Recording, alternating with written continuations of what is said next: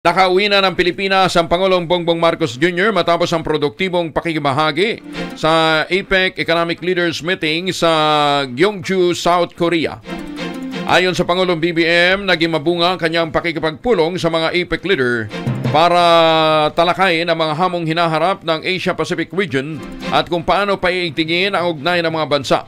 Ibinida rin ng Pangulo ang kanyang matagumpay na pakikipagdialogo sa mga top executive ng malalaking kumpanya sa Korea na anyay tanda ng lumalaking tiwala ng mga Korean investors sa Pilipinas.